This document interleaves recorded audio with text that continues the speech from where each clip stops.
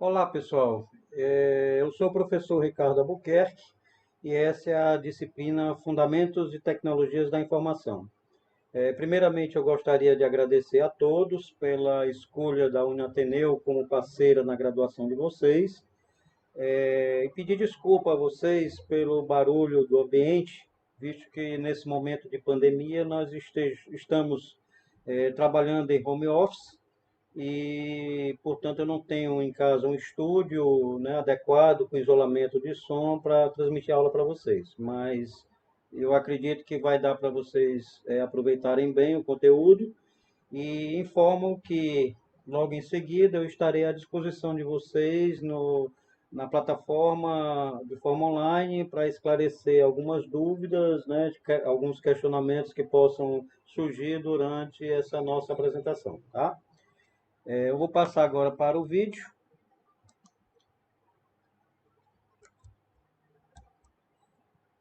Pois bem, essa é a disciplina Fundamentos e Tecnologias da Informação.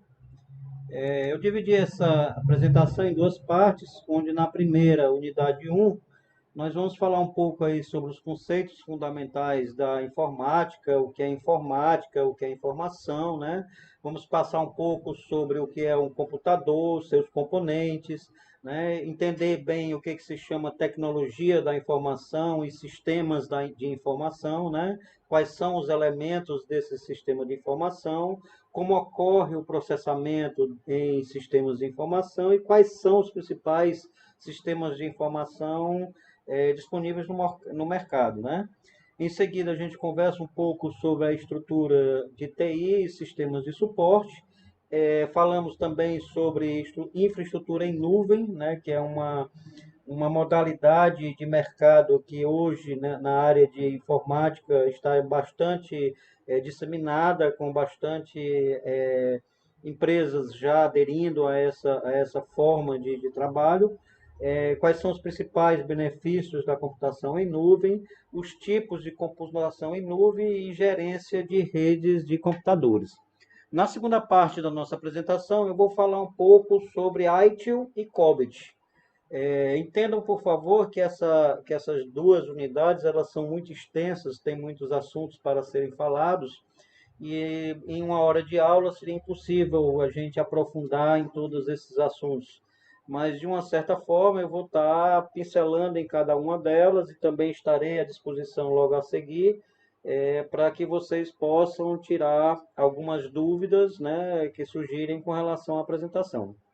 Ao final da apresentação, eu vou postar lá na plataforma três questõezinhas para discussão, né? Para a gente abrir um fórum e discutir um pouco sobre esses assuntos, aprofundar mais um conhecimento e eu espero a participação de todos vocês, tá bom? Bom, conceitos fundamentais, o que é tecnologia? Resumidamente, podemos dizer que tecnologia é tudo que o homem inventa para facilitar a sua vida. Não conseguimos viver sem o uso da tecnologia, pois essa palavra não se limita apenas ao uso avançado das disponibilidades digitais, mas sim a toda a criação ou descoberta feita pela inteligência humana para facilitar algum processo ou atividade. As tecnologias primitivas ou clássicas envolvem a descoberta do fogo, a invenção da roda, a escrita, dentre outras. As tecnologias medievais englobam invenções como a prensa móvel, tecnologias militares com a criação de armas, ou as tecnologias das grandes navegações que permitam a expansão marítima. A palavra informática surge em meados do século XX, junto com a tecnologia moderna, se tornando a junção de parte de duas outras palavras, informação e automática. Simplificadamente, podemos dizer que é a ciência que estuda a informação obtida de forma automática, seja ela através de simples objetos digitais, como uma calculadora ou um relógio de pulso, ou então através de um celular, computador, notebook de última geração. Entendam que dentro da área de informática, como nós tratamos de informação, existem diferenças entre o que são dados e o que são informação. Tá? Aquilo que eu coleto são dados, aquilo que eu adquiro como conhecimento desses dados coletados é o que nós chamamos de informação. E o que é um computador? Um computador também pode ter várias definições de acordo com o nível de conhecimento da pessoa. Um técnico ou um engenheiro certamente pode dar uma definição complexa na qual nem todos possam entender. Já um usuário doméstico comum pode defini-lo de uma forma mais clara e objetiva. Vejamos então esses dois exemplos. Tecnicamente falando, um computador é um conjunto de circuitos e componentes elétricos integrados para o processamento de dados através de um microprocessador, que são controlados por software programados previamente para proporcionar resultados automáticos para problemas lógicos. Já uma pessoa comum diria que um computador é uma máquina alimentada por energia criada pelo homem para ajudá-lo no seu dia a dia com atividades repetitivas que podem ser realizadas pela máquina de uma forma mais rápida. Atividades como cálculos, cópias de documentos, etc.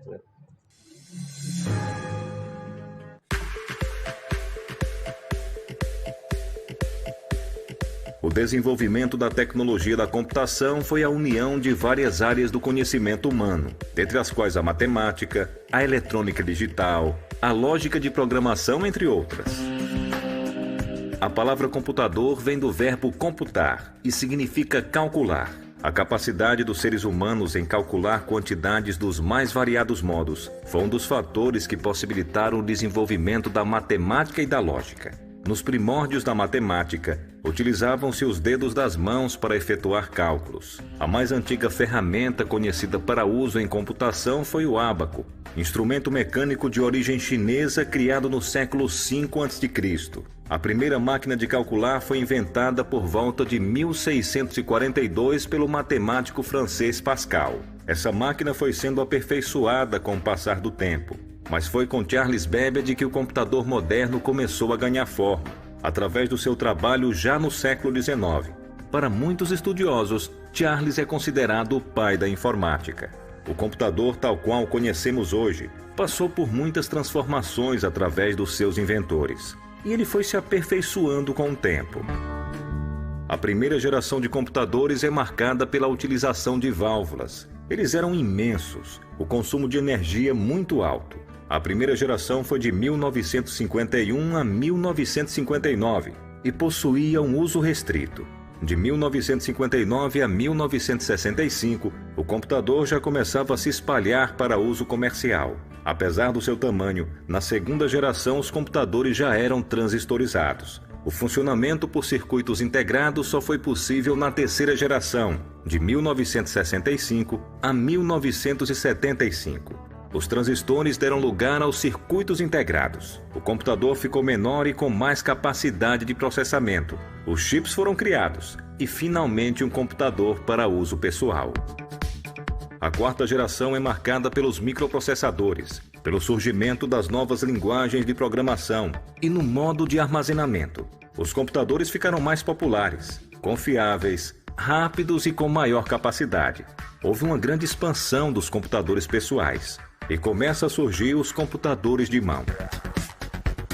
A quinta geração de computadores está sendo marcada pela inteligência artificial, por sua conectividade e os supercomputadores. Os cientistas preveem que os computadores vão chegar a um determinado nível de evolução que eles mesmos serão capazes de criar máquinas ainda mais poderosas. Será que nesse tempo os computadores assumirão poder? Nesse vídeo, vocês puderam ver que até a terceira geração o computador praticamente era usado apenas por empresas, instituições de ensino, as forças armadas, né, as áreas militares, e que a partir da quarta geração é que começaram a surgir realmente os computadores pessoais. Hoje a gente chama muito de computadores domésticos, né, os celulares, smartphones, já na quinta geração, aí a coisa, vamos dizer assim, se alastra bastante para o usuário doméstico, né? Através da inteligência artificial, onde você hoje pode comandar, né, através da automação, diversos equipamentos à distância, até mesmo fora de casa, por conta da comunicação via internet, ok? Vamos continuar? Voltando ao nosso slide. Os componentes de um computador. Um computador é constituído por duas partes que são essenciais para o seu funcionamento: os softwares e os hardwares. Toda pessoa que se diz ter conhecimento em informática deve conhecer essas duas palavras. Mas não se desespere. Apesar de ser difícil de pronunciar, é algo fácil de entender. Vejam só. Hardware é a parte física do computador controlada pelos softwares. É tudo que você pode trocar nele fisicamente. Pode ser definido simplificadamente como as peças do computador.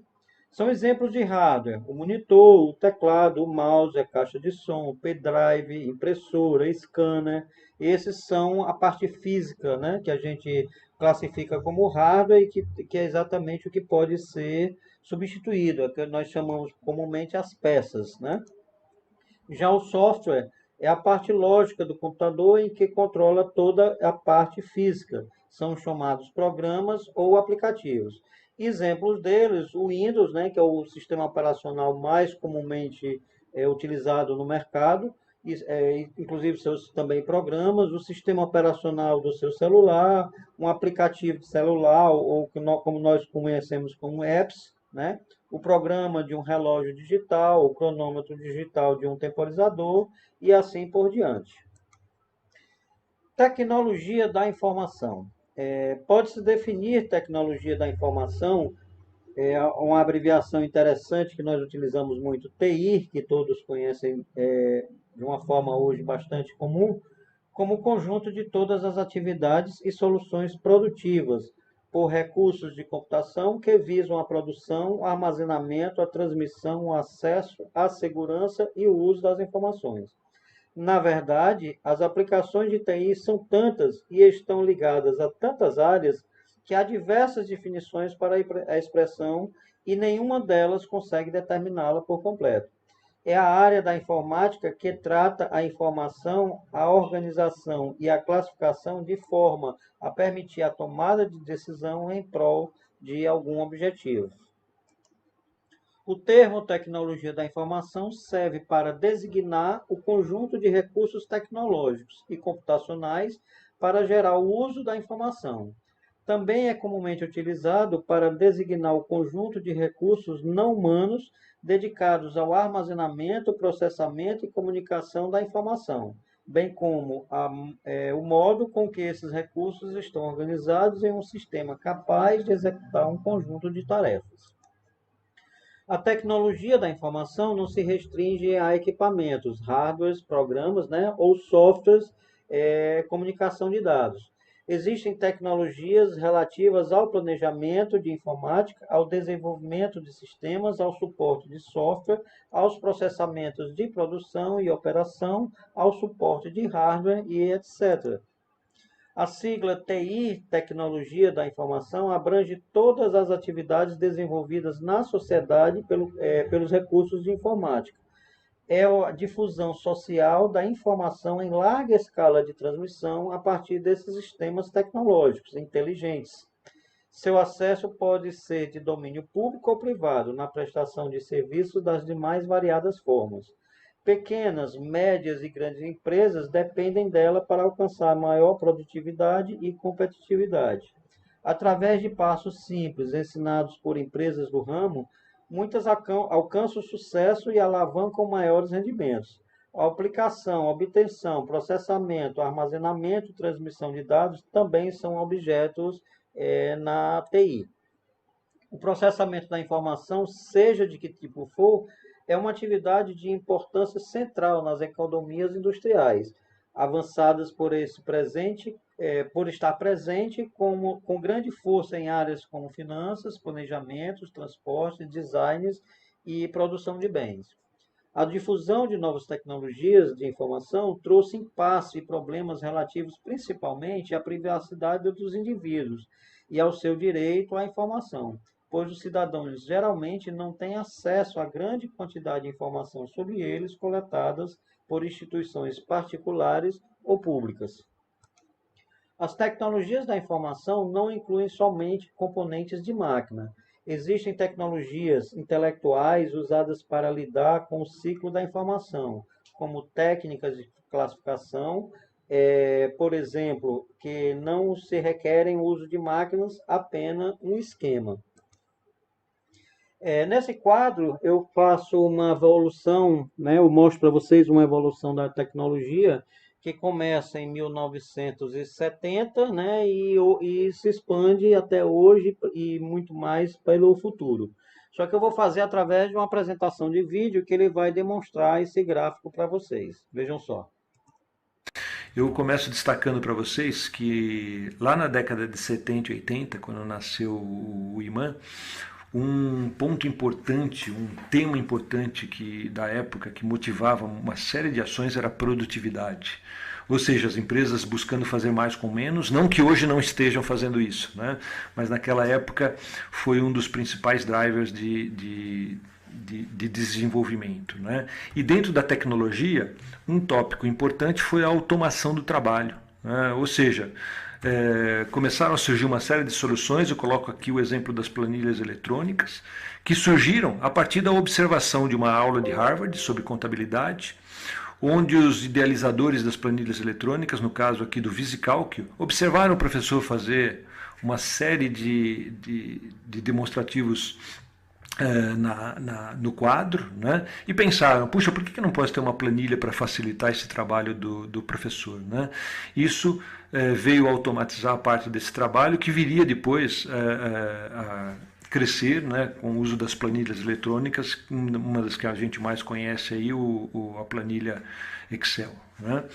Muito bem, lá na década de 80, né, essa evolução continua, né, e a ênfase, o destaque aqui é para a qualidade, onde a automação do processo era o foco da tecnologia e a preocupação em conhecer melhor o processo e acompanhar, monitorar esse processo para garantir a qualidade era um dos focos importantes, né?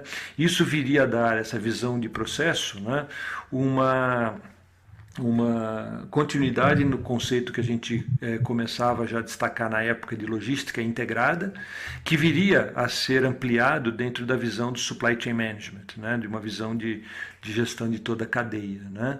Mas enfim, lá em 90 e 2000, um dos destaques fortes no mercado foi o serviço, né, e dentro da visão da tecnologia, a preocupação era com a integração do negócio. Então, muitos de vocês, se não ou alguns, né, devem ter vivenciado o período dos ERPs, né, as empresas buscando desenvolver essa integração, o que é óbvio que facilitou as operações logísticas e a viabilização do conceito de logística integrada, e foi ali também que começaram a crescer de forma mais intensa, né, por isso que eu acabei escrevendo até o livro na época de WMS, tecnologias voltadas a facilitar essa integração, né, como a de código de barras, leitores, né, TMS, os WMS, sistemas de gerenciamento de armazéns e assim por diante.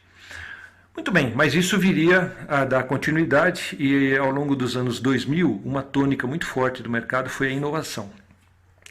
Inovação onde o drive, né, que nos levava para a tecnologia era o drive de dados.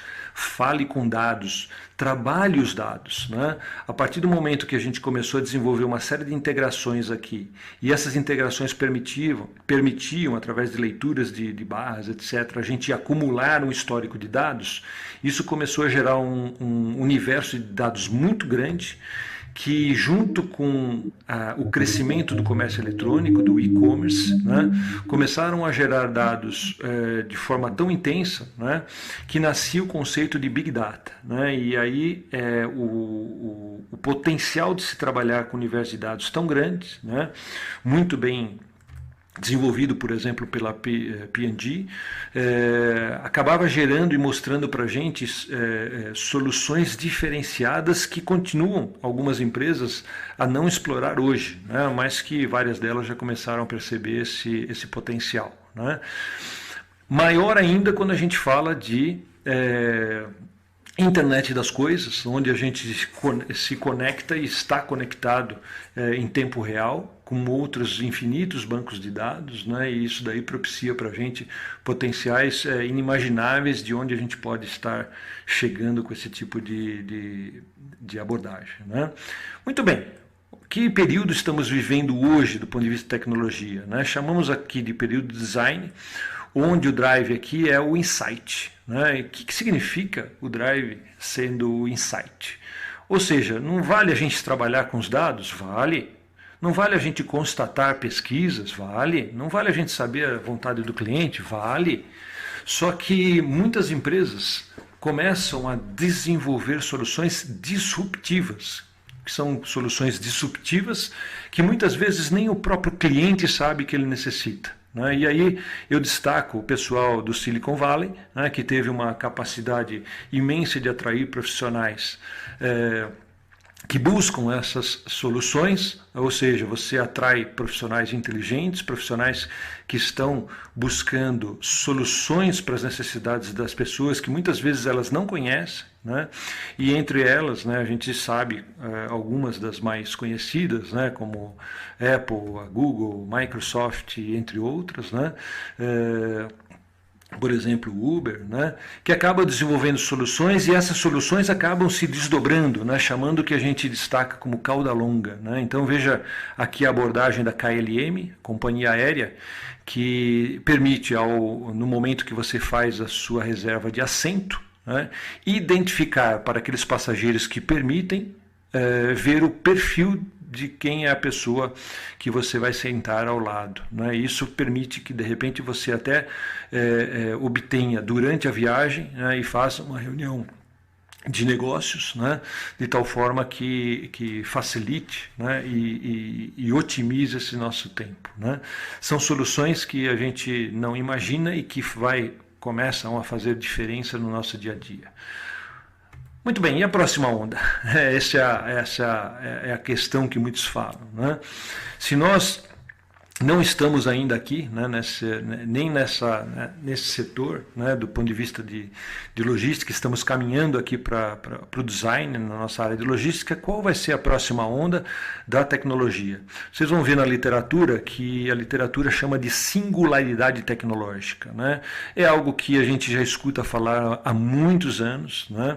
Que quem assistiu o último filme dos Vingadores, aí, a Era de Ultron, né, deve ter se deparado, né, com essa tecnologia, onde os softwares, né, através da inteligência artificial, ele começa a tomar decisões por si próprio, né, e a construir um universo que, a partir de uma infinidade de dados que ele começa a observar que faz sentido. É claro que os mais velhos lembram aí do Exterminador do Futuro e outros, né?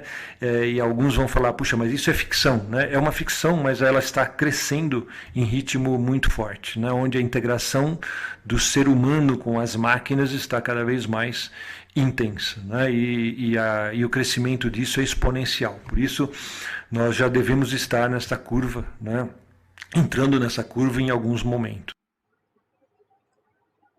Se vocês puderem observar nesse gráfico, eu queria só destacar exatamente a evolução a partir de 2010, né, onde as empresas do ramo de informática, elas além de ter a preocupação com a questão empresarial, né, toda o mercado de informática sempre foi muito voltado para desenvolver soluções para as empresas, as indústrias, as instituições e as corporações. A partir de 2010, essa preocupação também muda um pouco em relação ao consumidor, né, ao usuário doméstico das tecnologias. E por isso a gente tem observado grandes evoluções nessas áreas, né, de equipamentos e aparelhos interativos, sem precisar que o usuário tenha grandes conhecimentos de informática para poder desempenhar com certa desenvoltura todas as necessidades que ele precisa em relação ao equipamento. E por último, né, nessa próxima onda, ou no nosso próximo futuro, um futuro que não está até tão longe, a questão da inteligência artificial. Mais ainda, o usuário final vai poder interagir com a máquina sem precisar entender, né, fundamentalmente o funcionamento e os códigos que a compõem para a execução das atividades. Ela interativamente, muito provavelmente, né, através da própria voz ou o uso da própria inteligência, ela consiga fazer e desenvolver programas complexos nesses equipamentos, né, capazes de realizar aí atividades das mais variadas formas, tá? E agora que falamos um pouco sobre sistema de informação. A crescente busca por resultados faz com que a inovação faça parte do crescimento empresarial.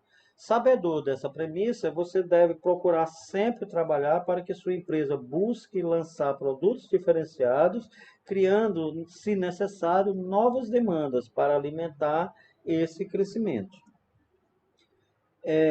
Os sistemas de informação necessitam de 3 elementos básicos para que possam gerar as informações necessárias para a tomada de decisão e resolução de problemas.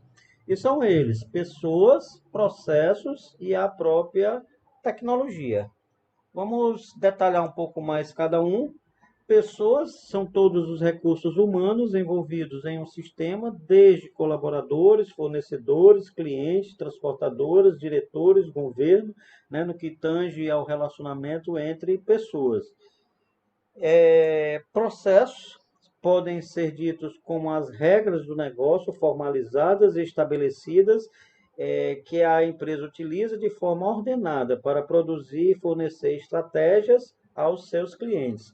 Nós vamos trabalhar um pouco mais essa ideia do processo quando a gente estiver falando da governança de TI, lá no módulo 3, em IT e COBIT, a gente vai falar um pouco mais sobre essa regra de negócios, sobre esses processos, né, formais e estabelecidos que as empresas utilizam.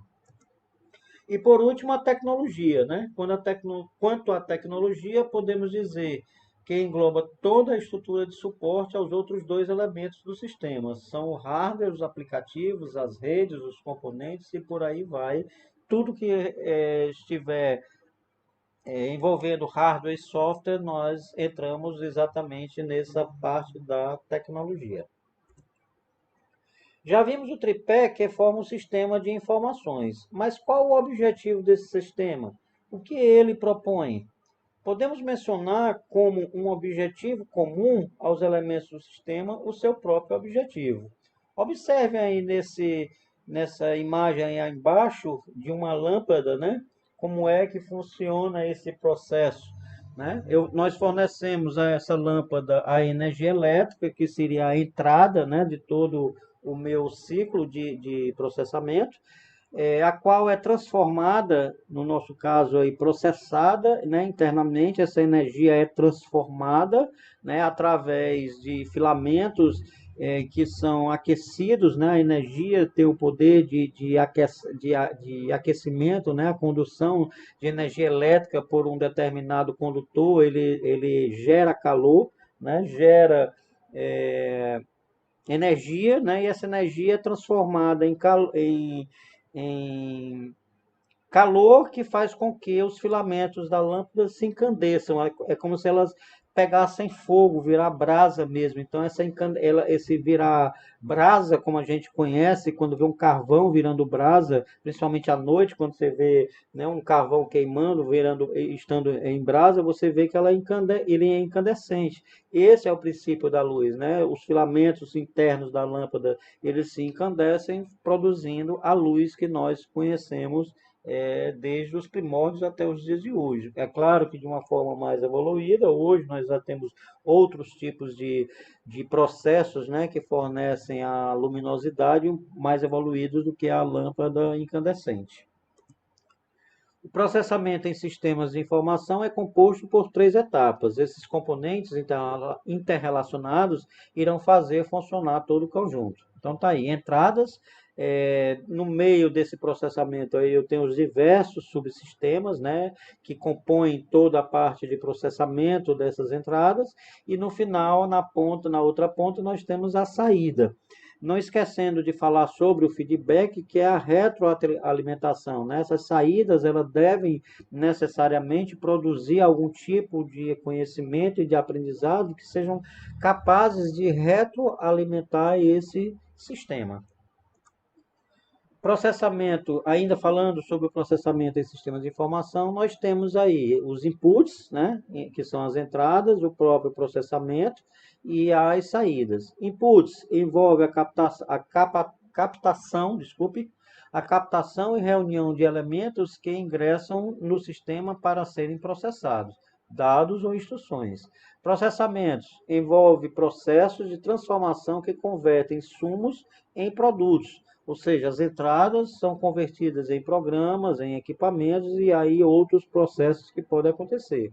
E as saídas envolve a transferência de elementos produzidos por um processo de transformação até seu destino final, que seja um relatório, um gráfico ou um novo aparelho, um novo veículo ou qualquer outra coisa que necessite também ter sido passado por um processo de transformação. Principais sistemas de informação. Composto por 3 etapas. Esses componentes interrelacionados irão fazer funcionar o conjunto. Então, vocês veem aí nesse pequeno gráfico que nós temos aí sistemas relacionados, né, à parte operacional de uma instituição, que são os chamados sistemas transacionais, né? No nível intermediário, um nível de gerência, né, de gerenciamento, de controle, nós temos aí os SIGs, Sistemas de Informações Gerenciais, exemplo deles é o estoque, um fluxo de caixa, um controle orçamentário. E no topo dessa pirâmide estão aí, né, os sistemas SAI, que são os sistemas de apoio à decisão, e os sistemas de apoio a novos investimentos. E aí nós temos políticas de preço, orçamento e análise de investimentos. Esses são sistemas gerenciais que estão a nível de diretores, gerentes e presidentes das nossas instituições. Infraestrutura de TI e sistemas de suporte. O termo infraestrutura de TI é definido no ITIL V3, né? Atualmente nós estamos já na versão 4, como um conjunto combinado de hardware, software, redes, instalações, além de todo o equipamento relacionado à tecnologia da informação usado para desenvolver, testar, fornecer, monitorar, controlar ou suportar os serviços de TI. Né?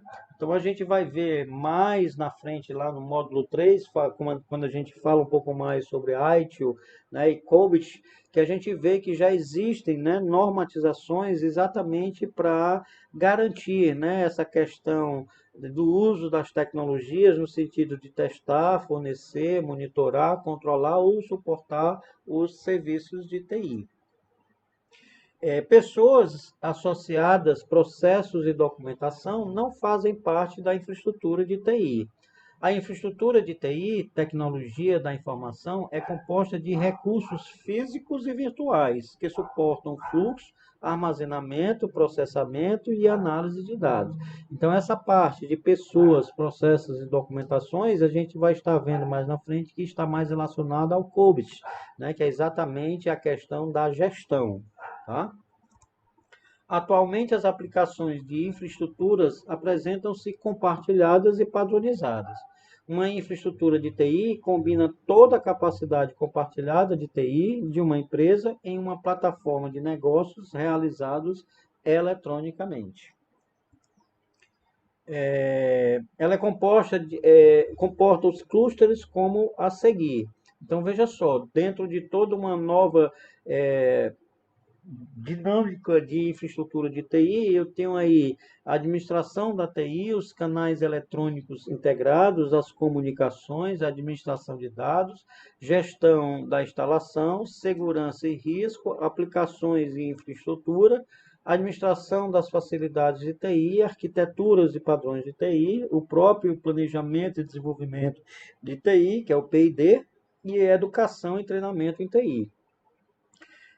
A infraestrutura de TI deve andar lado a lado com o planejamento da empresa e deve considerar a acessibilidade, a adaptabilidade, a dependência e a gerenciabilidade de todo o conjunto. Esses, na realidade, são os pilares, né, da infraestrutura de TI que deve estar sempre atrelada a nível de staff dentro de uma instituição ou dentro de uma grande empresa. Infraestrutura em nuvem. né? A gente hoje já conhece essa nova modalidade ou essa tecnologia, né, de trabalho onde as empresas buscam a redução infinita de custos, né, com investimentos, com operação, com desenvolvimento de programas, com soluções de informática, né, capazes de gerir de uma forma mais dinâmica a sua empresa. Então, infraestrutura é o fornecimento de serviços de computação, incluindo servidores, armazenamento, banco de dados, redes, softwares, análise e inteligência pela internet, né, que nós hoje conhecemos como sendo a nuvem, para oferecer inovações mais rápidas, recursos flexíveis e economias de escala. Você normalmente paga apenas pelos serviços de nuvem que usa, ajudando a reduzir os custos operacionais, a executar a sua infraestrutura com mais eficiência e a escalonar conforme as necessidades que a sua empresa, né, necessita, as necessidades da sua empresa quando mudam. Na realidade, a nuvem funciona como uma estrutura pronta, né? Um CPD pronto, vamos dizer assim, para quem conhece mais esse termo CPD, é como se hoje eu tivesse o meu centro de processamento de dados em um local que eu não necessariamente preciso saber onde é e quais são os tipos de equipamento que são disponibilizados para mim, porque lá eu tenho profissionais, né, que estão preocupados em fazer esse dimensionamento da minha capacidade, né? Por isso que ele fala aí de escalonamento, né? Então, eles dimensionam, de acordo com o meu negócio, com a estrutura da minha empresa, eles dimensionam quais são os tipos de equipamentos necessários e também softwares, bancos de dados, a questão da robustez de uma rede, né, de comunicação, de acordo com a necessidade da minha empresa. E aí eles oferecem diversos, né, pacotes de serviços que variam em relação a preço, é claro, né, que é exatamente o que eu falo aí na primeira parte, né, onde você paga apenas pelo serviço. É claro que esse serviço que você está pagando está embutido, né, a sua necessidade de crescimento, a sua necessidade de expansão, tá? A nuvem é tudo aquilo que fica por detrás da conexão. As preocupações com a largura de banda, espaço e armazenamento, poder de processamento e confiabilidade e segurança são postas à parte. Imagine, por exemplo, uma empresa que tem filiais em 2 países diferentes e que precisam estar atualizadas com seus sistemas, controle de estoque, controle de pessoal, seus sistemas gerenciais, e eles não têm ainda essa infraestrutura de nuvem, né? E aí eu preciso repassar informações da minha filial para a minha matriz, eu vou ter que utilizar aí o caminho da internet para fazer todo o tráfego desses dados, né, até chegar na matriz.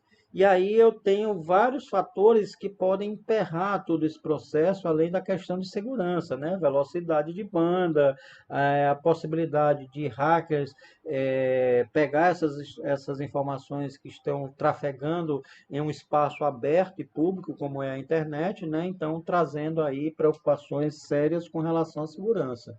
Na infraestrutura da nuvem, não, eu não tenho essa preocupação, porque toda essa parte de infraestrutura de informática é garantida pelo meu provedor de serviço.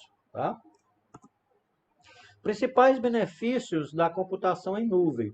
Custo, né? Eu já acabei de falar e agora a gente vai reforçar um pouco mais através dessa informação.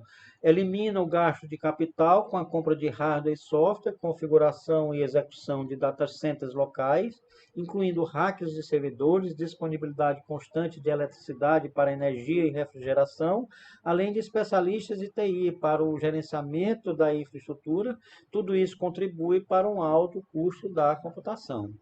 Velocidade. A maior parte dos serviços de computação em nuvem é fornecida por autosserviço e sob demanda, para que até grandes quantidades de recursos de computação possam ser provisionados em minutos, normalmente com apenas alguns cliques, fornecendo às empresas muita flexibilidade e aliviando a pressão do planejamento de capacidade, né? Isso é vamos dizer assim, uma preocupação que as empresas podem deixar em parte, porque já estão contratando todo um pacote de serviços que estão na nuvem. Escala global, né? A capacidade de dimensionamento elástico. Isso significa fornecer a quantidade adequada de recursos de TI, assim como potência de computação maior ou menor, armazenamento e largura de banda, né, sempre que necessário e na localização geográfica correta.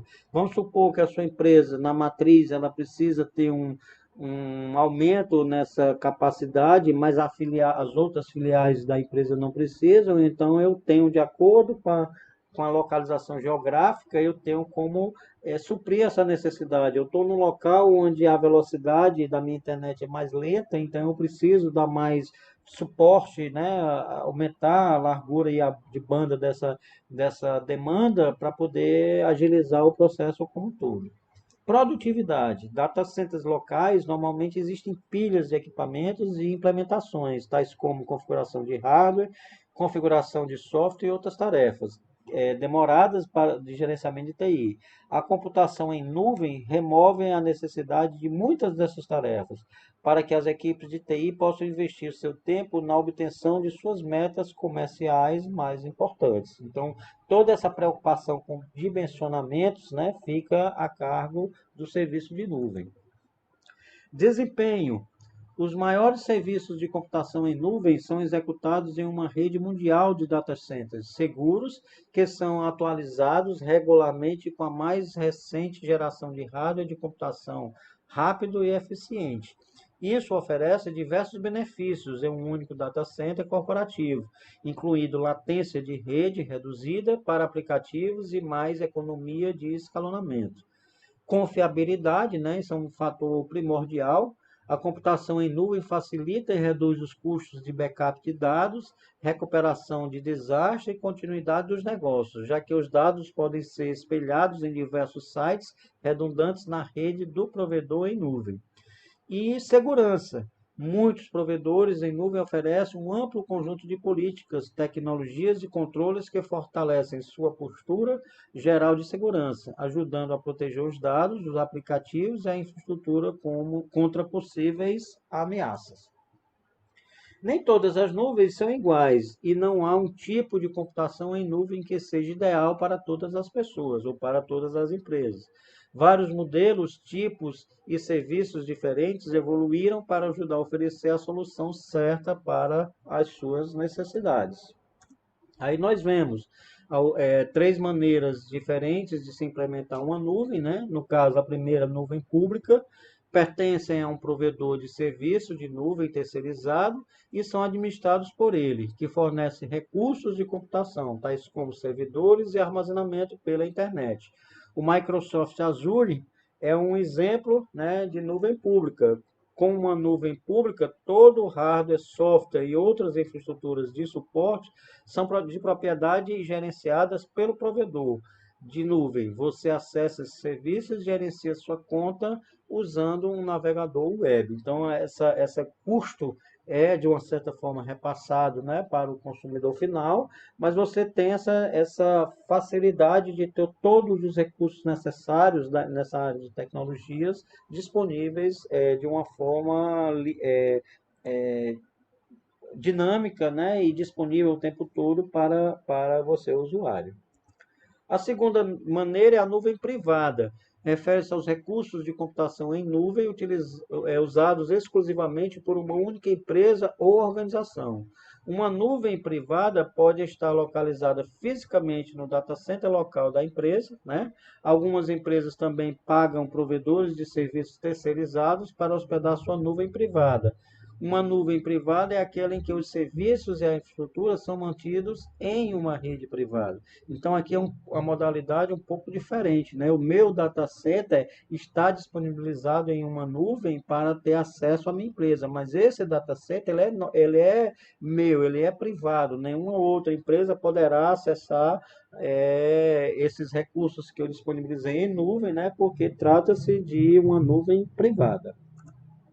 E o terceiro tipo é a nuvem híbrida. Combinam nuvens públicas e privadas ligadas por uma tecnologia que permite que dados e aplicativos sejam compartilhados entre elas. Permite que os dados e os aplicativos se movam entre as nuvens privadas e públicas. Uma nuvem híbrida oferece à sua empresa maior flexibilidade, mais opções de implantação e ajuda a otimizar a sua infraestrutura, segurança e conformidade existentes. Então, está aí a terceira opção, né? Normalmente, empresas públicas do governo, nas três esferas, utilizam a nuvem, essa modalidade de nuvem híbrida. A maioria dos serviços de computação em nuvem se enquadra em 4 categorias amplas, e está aí os 4 serviços, né, que são prestados dentro de um serviço de nuvem. A infraestrutura como serviço, né, a plataforma como serviço. Então, a primeira modalidade é apenas a infraestrutura, a segunda é apenas a plataforma como serviço, né, a terceira seria sem servidor, né, e a última, o software como serviço. Eu tenho esses 4 tipos de serviços disponibilizados em uma nuvem. Às vezes, eles são chamados de pilha de computação em uma nuvem, pois são criados uns sobre outros. Eu posso agregar, né, um serviço desse a uma nuvem que eu já tinha disponível, agregando novas necessidades. Gerenciar rede de computadores, né? Gerência de rede de computadores, administrar versus gerenciar. A partir daqui a gente fala agora, falamos aí sobre as tecnologias, as novas tecnologias, a evolução, falamos aí sobre a gerência de nuvem e agora vamos falar sobre gerenciamento de rede de computadores. Administrar versus gerenciar. Esses termos são sinônimos no dicionário, né? Administrar ajudar, auxiliar, gerir, governar. Gerenciar, gerir, ter gerência sobre, administrar, dirigir, gerenciar, regular, né? Se você observar, esses 2 termos têm bastante semelhança e são até sinônimos, né, dentro do nosso dicionário da língua portuguesa. Mas em rede de computadores, eles têm significados diferentes, que nós entenderemos um pouco mais agora. Administrar redes, disponibilizar serviços e aplicações para a infraestrutura de rede. Veja bem que eu não estou falando de gerenciamento, eu estou falando de administração. Então, eu estou administrando serviços e aplicações, né? Serviços de diretório, administração de contas de usuários, sistemas de arquivos, cotas de discos, serviços de intranet ou de internet. Já o gerenciamento, né, monitora e acompanha o funcionamento da rede de computadores, avalia o seu desempenho, encontrando indicadores de uso, identificando falhas, identificando tentativas de invasão, identificando perdas de conexões, garantindo a disponibilidade do serviço. Então, você observa que vamos dizer assim, as atividades entre o administrar e o gerenciar, elas são diferentes, né? Uma trata dos serviços da empresa e a outra trata, vamos dizer assim, da proteção e da disponibilidade desses aplicativos dentro da rede. E rede de computadores? Para um bom gerenciamento de uma rede, é preciso conhecê-la, né? Como é que eu vou fazer o gerenciamento ou mesmo a administração de uma rede sem eu ter conhecimento aprofundado dessa rede? Então, eu tenho aí alguns parâmetros, né, que eu preciso conhecer bem, como quais são os equipamentos que compõem a rede, como é a interconexão desses equipamentos, né, se estão todos locais, se estão em uma rede à distância, se eu estou numa LAN, se eu estou numa MAN, se eu estou numa WAN, quais são as formas de conexão entre os diversos equipamentos dessa rede, né? Quais são os seus desempenhos e quais são as métricas, né, dessa definição de toda essa rede. Em seguida, eu também preciso conhecer sobre a organização da rede, né? Eu preciso conhecer o diagrama e os documentos da rede, o inventário de todos os componentes, de todos os equipamentos que fazem parte dessa rede, né? A questão de ter o backup dessas configurações. Todos esses equipamentos, eles têm uma formatação, eles têm uma configuração e eu preciso guardar, né, essas configurações para uma eventual perda ou um eventual dano, né? E principalmente os registros de eventos que estão acontecendo, os problemas que estão acontecendo dentro dessa rede, eu preciso estar a par e preciso estar, vamos dizer assim, documentando os possíveis acontecimentos. Registro de eventos são logs de servidores e equipamentos, históricos de acessos, execução de programas e scripts, né? Eventos, a palavra script aí, desculpa, está escrita errada. Eventos de erros ou warnings, né? Logs centralizados, que é a correlação de eventos, né? E o sincronismo de tempo, que é a coerência de logs. Então, eu preciso estar aí atento a todas esses logs de eventos para poder ter um bom gerenciamento da minha rede de computadores.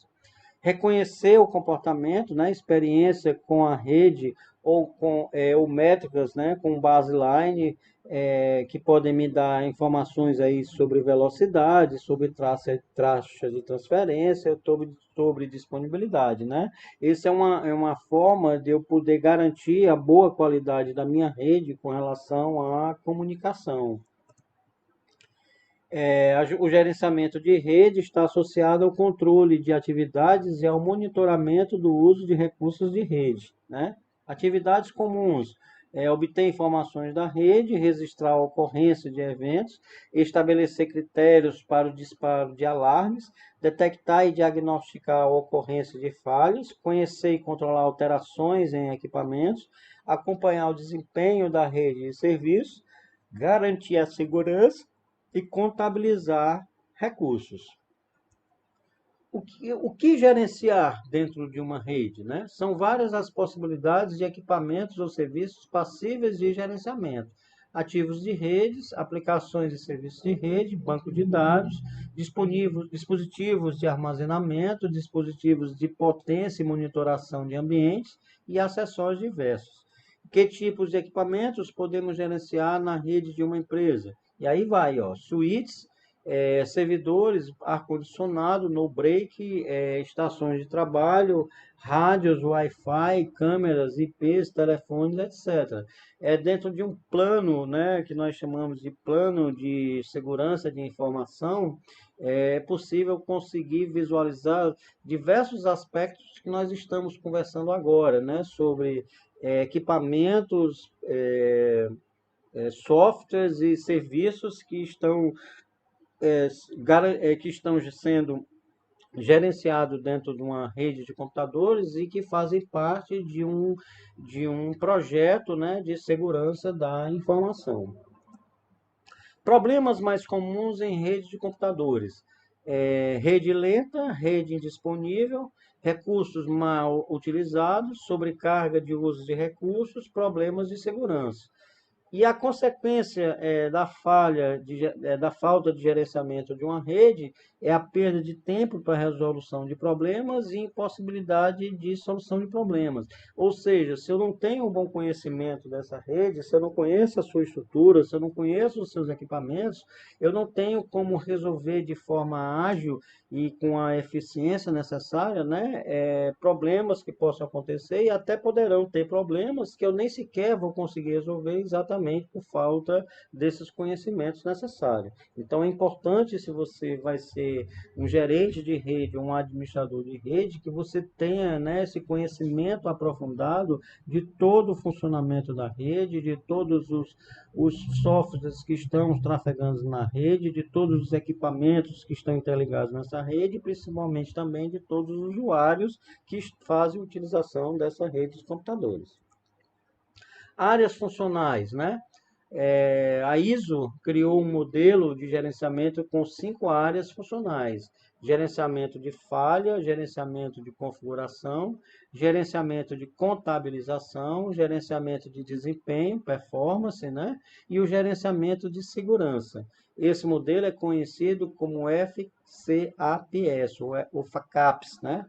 Exatamente essas 5 áreas funcionais que compõem, né, segundo as normas ISO, o bom gerenciamento na rede de computadores. Dando continuidade à nossa videoaula, pessoal, agora a gente vai conversar com vocês sobre o White e o COBIT, né, que são a governança e o gerenciamento da área de TI dentro de uma empresa, onde vocês vão conhecer um pouco mais de detalhes, como as coisas funcionam, né, e quais são as importâncias que essas duas certificações têm para as corporações hoje, nos dias de hoje, tá bom? Vamos continuar aqui a apresentação.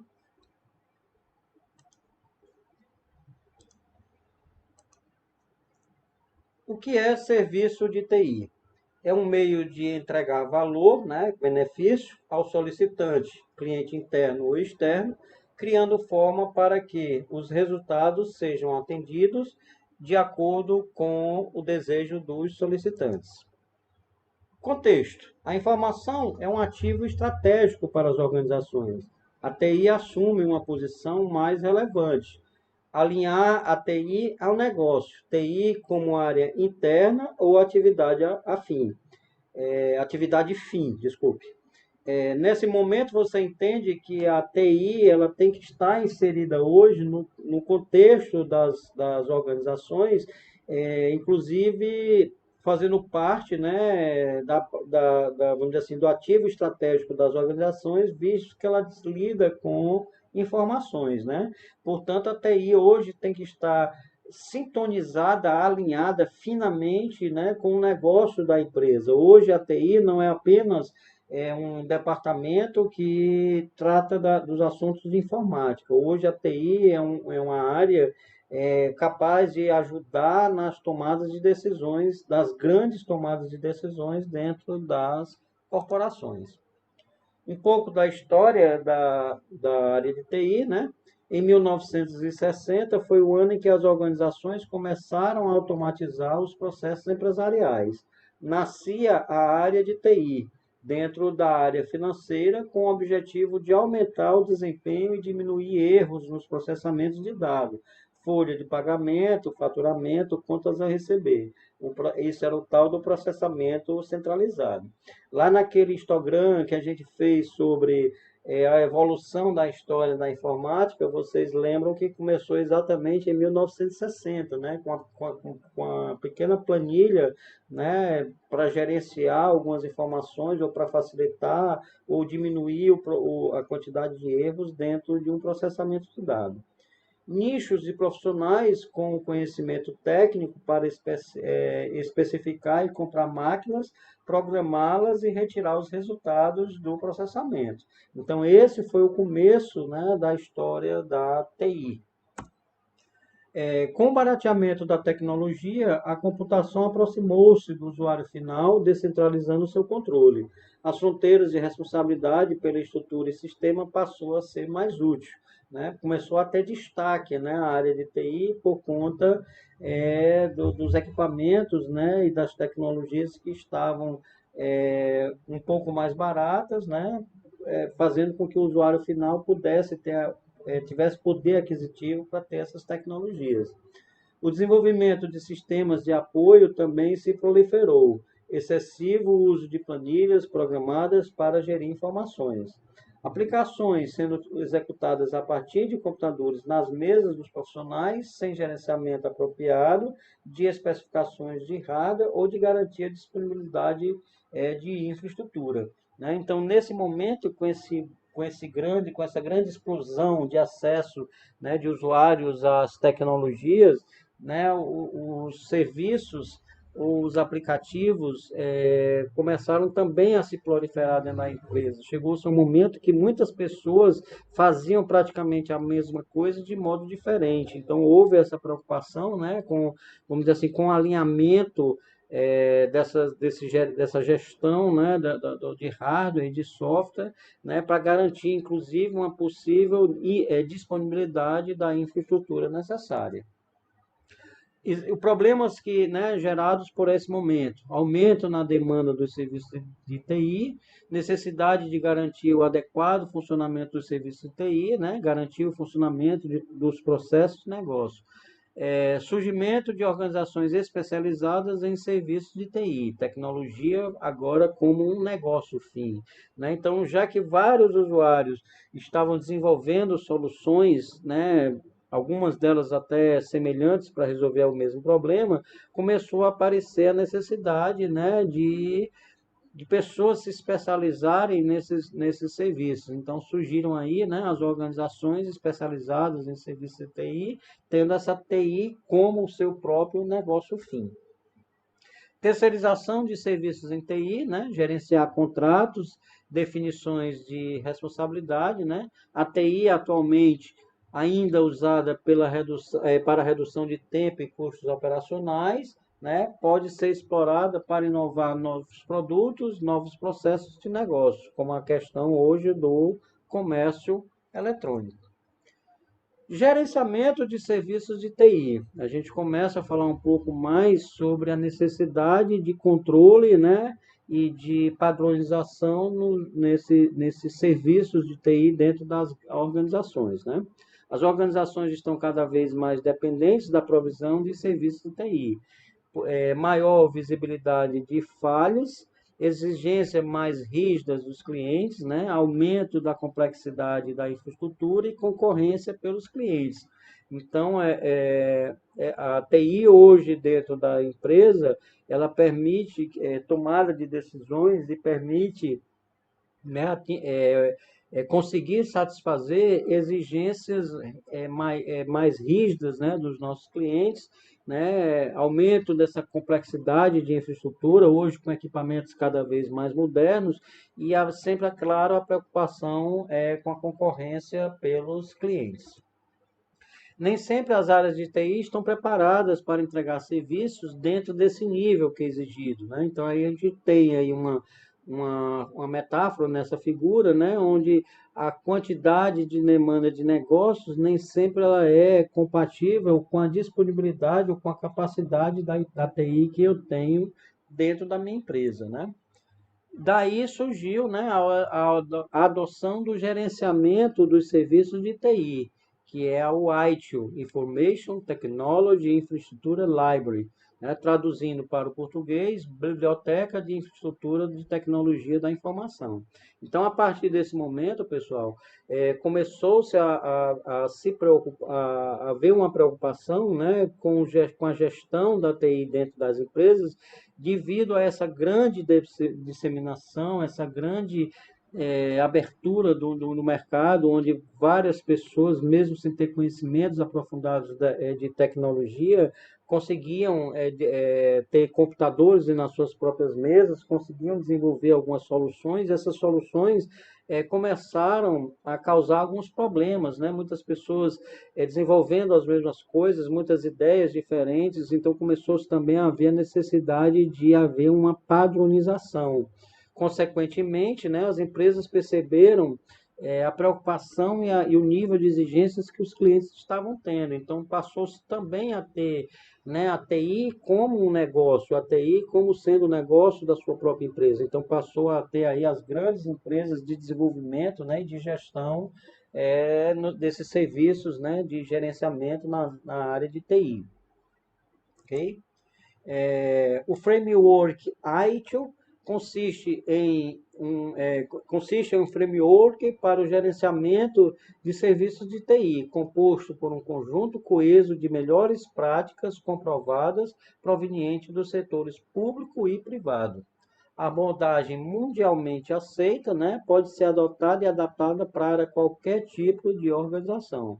Então, o framework ITIL foi desenvolvido inicialmente nos setores, né, público e privado, principalmente no setor público, né? Em seguida, ele foi disseminado para o setor privado, podendo ser adequado hoje a qualquer tipo de organização, né?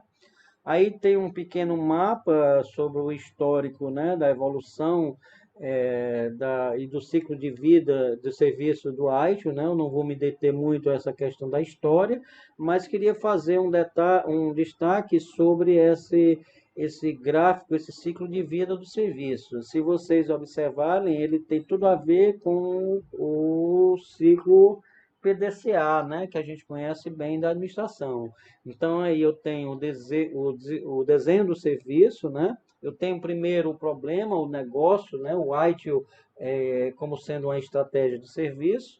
Então, eu tenho aí primeiramente o desenho do serviço. Em seguida, a transição de serviço para que seja iniciada a operação de serviço e começa-se a rodar um ciclo, né, entre essas três atividades, essas três fases, em busca sempre da melhoria continuada, né? Então, nós acabamos caindo dentro do ciclo PDCA, tão conhecido na administração, quanto também na gerência de projetos. Lá, quando a gente estiver falando sobre COBIT, a gente vai ver um pouco mais de detalhe em relação a esse assunto, tá? ITIL como estratégia de serviço, né? A estratégia de serviço fornece direcionamento em como projetar, desenvolver e implementar os serviços de TI. Aborda aspectos que devem estar alinhados com a estratégia de negócios do solicitante de serviços de TI, requisitos do solicitante. Então, aí nós temos a ITIL catalogada em 5 livros, né, onde a gente começa a ver cada um dos livros correspondente a uma área. No caso aqui, a primeira área seria, né, a ITIL na estratégia do serviço.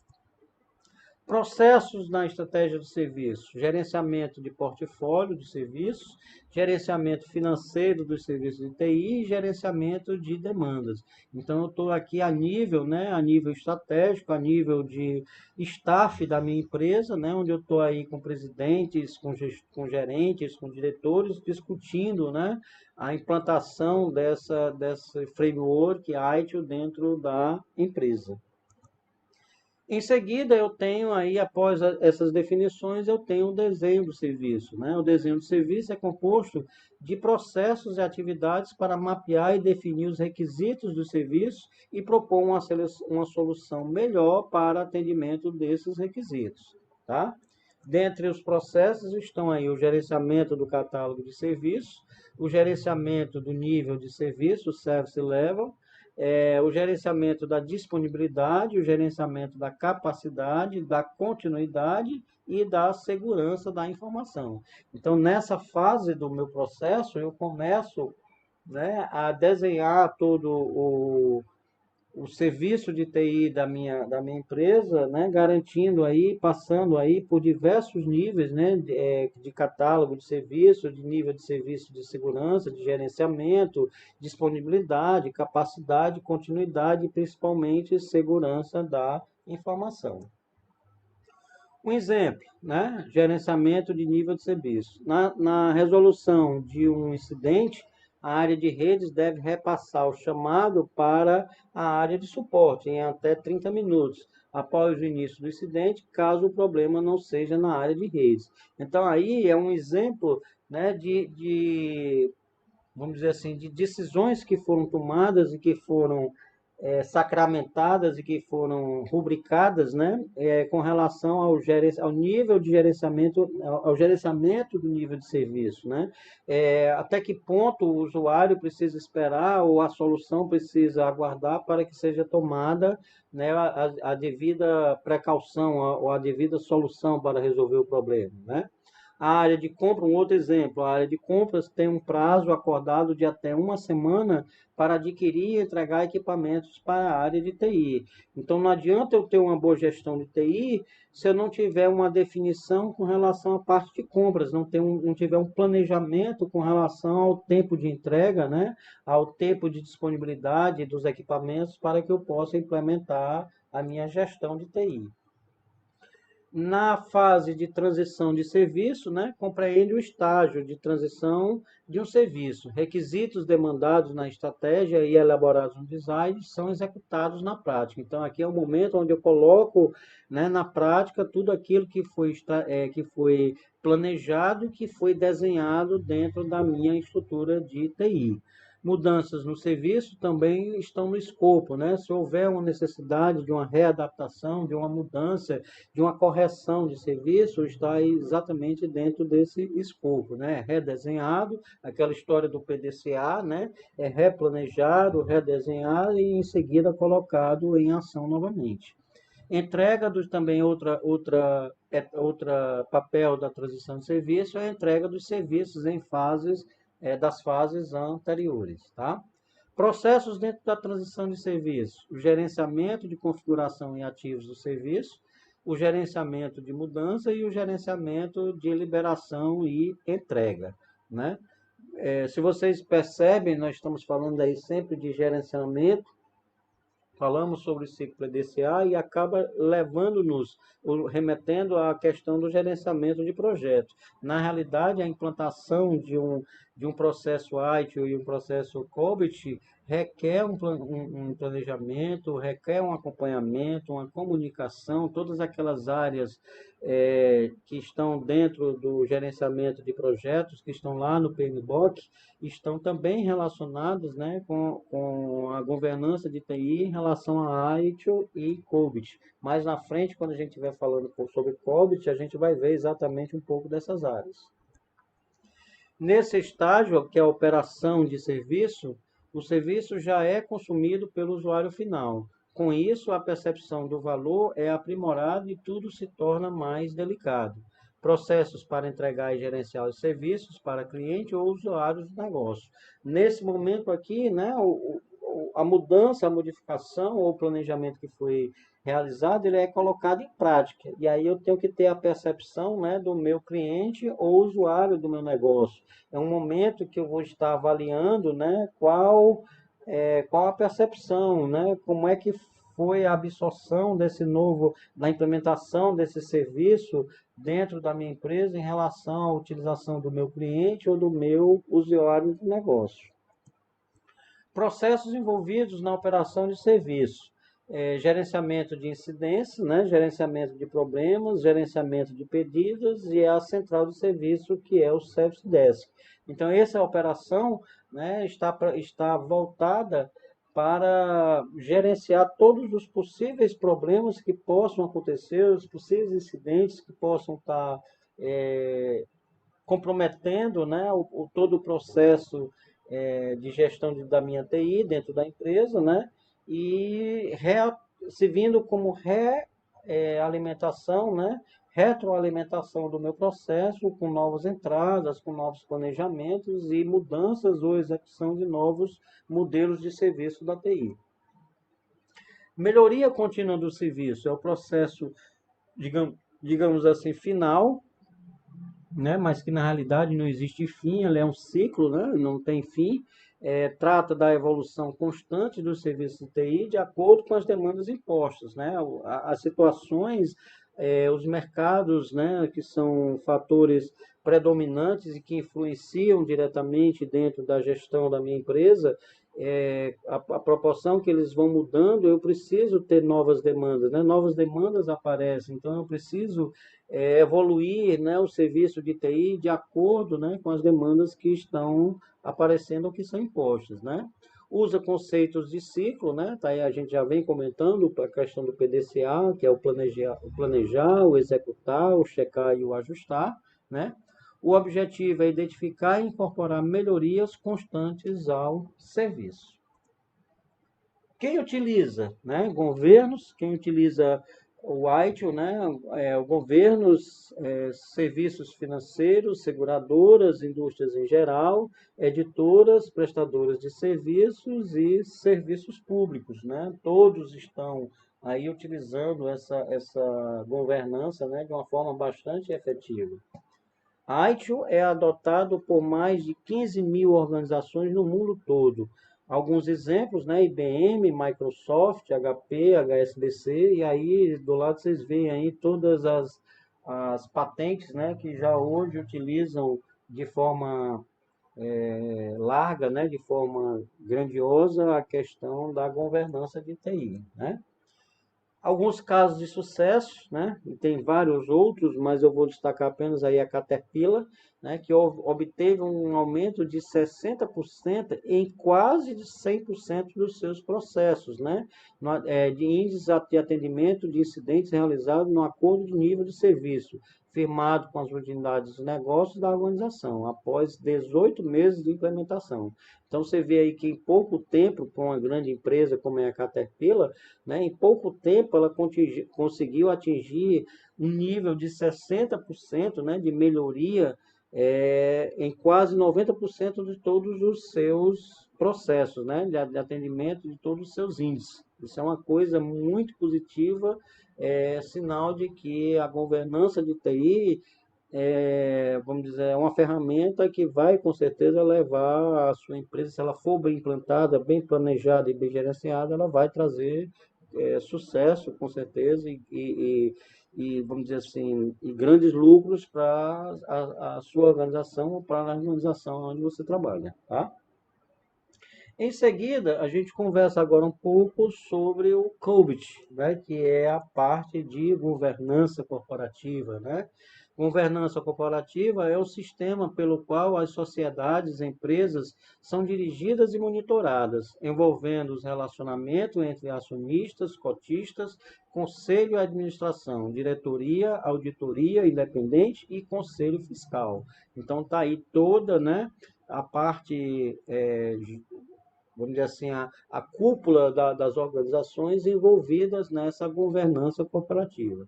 As boas práticas de governança corporativa têm a finalidade de aumentar o valor da sociedade, facilitar seu acesso ao capital e contribuir para a sua perenidade. Então, é lógico que as empresas visam lucro, é lógico que as empresas visam resultado, né, e, portanto, elas adotam a governança corporativa como sendo uma ferramenta importante para a continuidade, né, a sustentabilidade das organizações. A governança de TI tem o papel de criar controles de forma que a TI trabalhe de uma maneira o mais transparente possível perante os stakeholders, né, que são os executivos, conselhos de administração e os acionistas. Também tem o papel de encorajar comportamentos desejáveis na utilização de TI. A governança de TI trata de quem toma cada tipo de decisão, quem executa e quem é responsável.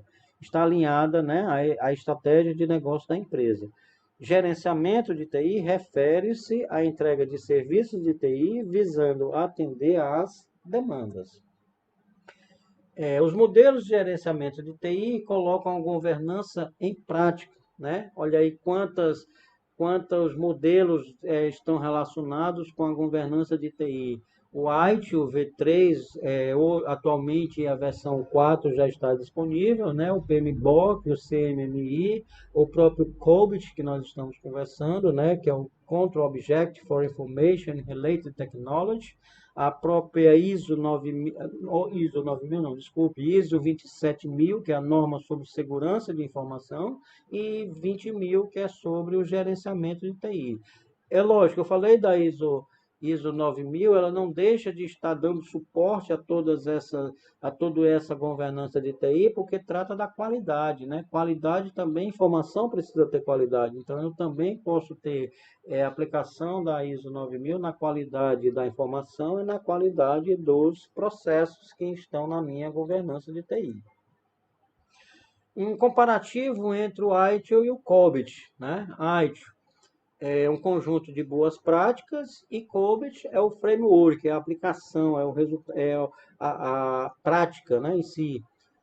No ITIL, a TI está diretamente relacionada ao serviço e no COBIT relacionada ao negócio. O ITIL ele é mais tático e operacional, o COBIT é mais estratégico, né, a nível estratégico.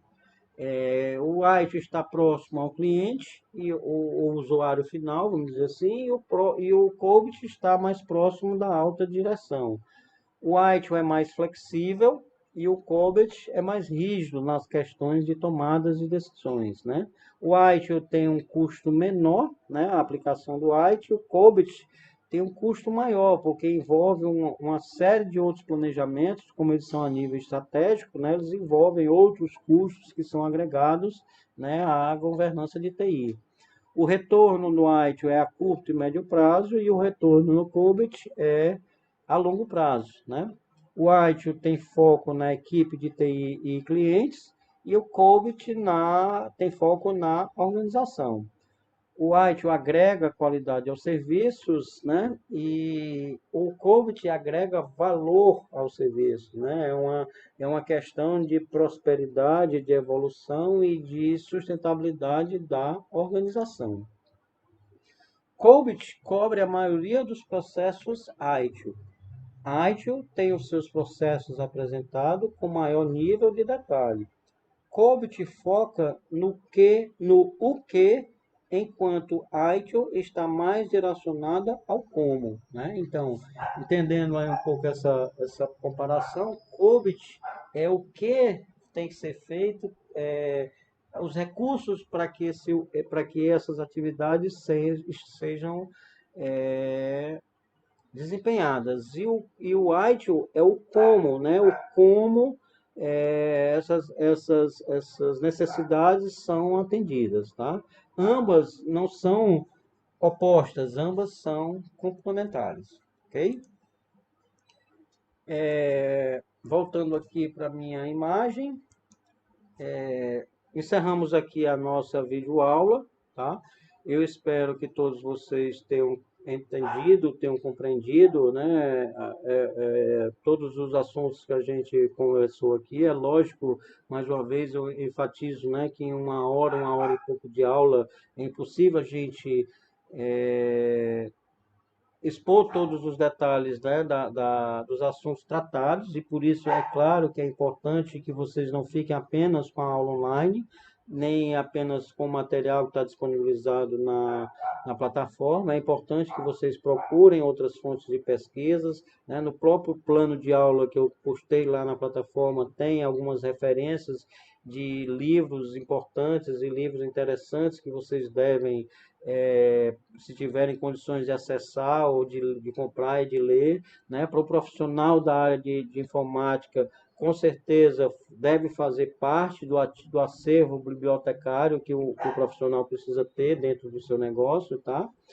E me disponibilizar, né, dentro das próximas horas com vocês na plataforma online para a gente esclarecer ou discutir, conversar ainda mais sobre o assunto dentro daquilo que eu também, né, puder ajudar vocês, tá? Em seguida eu vou colocar 3 questões que são uma forma de discutir ou de aprofundar um pouco mais sobre o assunto, né? E aqueles que se acharem, né, disponíveis para responder, que a gente possa conversar e trocar mais algumas ideias por lá, ok? Eu agradeço a atenção de todos, tá? Fiquem com Deus, cuidem da saúde e até a próxima.